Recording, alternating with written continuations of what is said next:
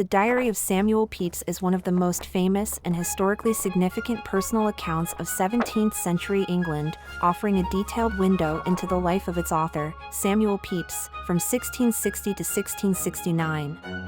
Pepys was a British naval administrator and a member of Parliament, but he is best remembered today for the diary he meticulously kept during one of the most transformative decades in English history. Pepys's diary not only provides an intimate portrayal of his personal life but also offers eyewitness accounts of major historical events such as the restoration of the English monarchy, the Great Plague of London, the Great Fire of London, and the Dutch Wars. His ability to weave together personal reflections, societal observations, and political commentary gives the diary an enduring relevance. Below is a detailed summary of the diary and its key themes. 1. Historical context: the restoration of the monarchy. One of the most significant events in Pepys's diary is the restoration of King Charles II to the English throne in 1660. After years of political upheaval, during which England was governed as a republic under Oliver Cromwell's Commonwealth, the monarchy was restored when Charles II ascended to power. Pepys witnessed the return of the monarchy and was an enthusiastic supporter of the restoration. He was in the service of Edward Montague, later Earl of Sandwich, who played a key role in negotiating Charles II's return. Pepys describes the joy and anticipation surrounding the king's return to London in May 1660 and captures the optimism of the public at the time. His position as a naval administrator gave him a close-up view of the changes in governance and the re-establishment of the monarchy's authority. He records the restoration of royal customs, including court ceremonies and celebrations. The restoration also marked a return to more liberal social and cultural practices, a departure from the austerity of the Puritan years. Pepys chronicles the festivities and exuberance that characterized the period, from theater performances to royal banquets, providing readers with a vivid portrait of Restoration England. 2. The Great Plague of London, 1665. In 1665, Pepys experienced one of the most devastating outbreaks of the bubonic plague in England. His diary entries from this period are filled with personal reflections on the fear and uncertainty that pervaded London as the death toll mounted. The plague, which killed about a quarter of London's population, left an indelible mark on the city and its inhabitants. Pepys describes the empty streets, the increasing number of dead carts, and the widespread panic. He reports on how the rich fled the city while the poor were left to suffer. Despite the growing danger, Pepys continued to work, traveling around London and attending to his duties, but he was not immune to the fear that gripped the population. His vivid descriptions of the plague's impact provide a stark account of life in London during the epidemic. His entries alternate between pragmatic descriptions of daily life and deep introspection about death and survival. Pepys's record of the plague is particularly valuable because it combines both his personal experience and his broader observations on the epidemic's effects on London's social and economic life. It gives readers a detailed view of how a major public health crisis shaped daily existence in 17th-century London. 3. The Great Fire of London, 1666. One of the most dramatic and detailed parts of Pepys's diary is his account of the Great Fire of London in September 1666, which destroyed large portions of the city. Pepys's first-hand account of the fire is considered one of the most valuable sources of information about the disaster. The fire began on September 2, 1666, and burned for several days, consuming thousands of homes, churches, and landmarks.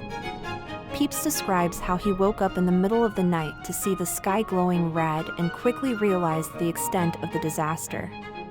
He hurried to the Tower of London to see the fire for himself and later went to the River Thames to observe the city's destruction from the water. Throughout the days of the fire, Pepys was actively involved in efforts to contain the flames. He records how he met with the King and the Duke of York to discuss strategies for stopping the fire, including the demolition of buildings to create fire breaks. Despite these efforts, the fire raged uncontrollably, destroying much of central London. Pepys's detailed account includes both his personal reactions to the fire and his observations of how the city's inhabitants responded. He describes the chaos and panic as people tried to save their possessions and flee the burning city. He also reflects on the longer-term impact of the fire, noting how it disrupted life in London for months and years to come. 4. The Anglo-Dutch Wars. Another recurring theme in Pepys's diary is England's naval conflicts with the Dutch, known as the Anglo-Dutch Wars. As a naval administrator, Pepys had a unique perspective on the wars, and his diary provides an insider's view of the challenges facing the English Navy during this period.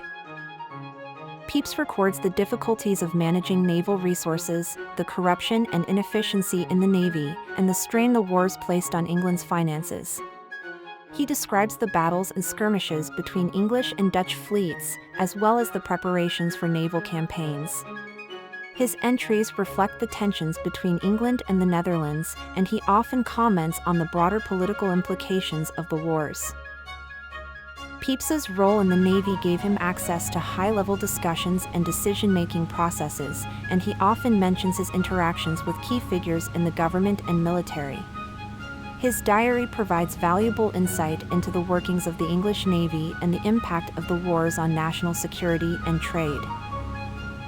5. Personal life and social observations. While Pepys's diary is known for its detailed accounts of historical events, it also offers a rich portrait of his personal life and social milieu. Pepys writes candidly about his daily activities, his relationships, and his ambitions. He discusses his career in the Navy, his efforts to improve his financial situation, and his interactions with friends, family, and colleagues. Pepys's diary is notable for its frankness, especially when it comes to his personal flaws and indiscretions. He openly admits to his infidelities, his struggles with jealousy and vanity, and his occasional bouts of guilt and remorse. This honesty makes Pepys's diary a fascinating study of human nature and adds depth to his character. In addition to his personal reflections, Pepys offers insights into the social and cultural life of 17th-century London. He describes the city's bustling streets, the fashion and trends of the time, and the various forms of entertainment that were popular, including theater, music, and public spectacles. His observations of the people around him, from merchants and craftsmen to aristocrats and royalty, provide a vivid picture of the social dynamics of the period. 6. Cultural and artistic life. Pepys was a lover of music, theater, and literature, and his diary is filled with references to cultural events and artistic achievements. He frequently attended plays and musical performances, and he often commented on the quality of the acting and the music. Pepys was also an amateur musician, and he took lessons in various instruments, including the lute and the violin. His diary reflects his appreciation for the arts and his involvement in the cultural life of London. Pepys's commentary on the theater, in particular, provides valuable insight into the development of English drama during the Restoration period. He often mentions attending performances of works by playwrights such as William Shakespeare and Ben Jonson, and he was a regular visitor to the newly reopened theaters that flourished under the Restoration. Conclusion. Samuel Pepys's diary is an extraordinary historical document that offers a unique blend of personal reflection, social observation, and eyewitness accounts of major events. Through his meticulous and candid entries, Pepys provides readers with an unparalleled view of life in 17th-century England, from the restoration of the monarchy to the Great Fire of London. His diary remains an invaluable resource for historians and a fascinating read for anyone interested in the complexities of human nature and the richness of historical experience.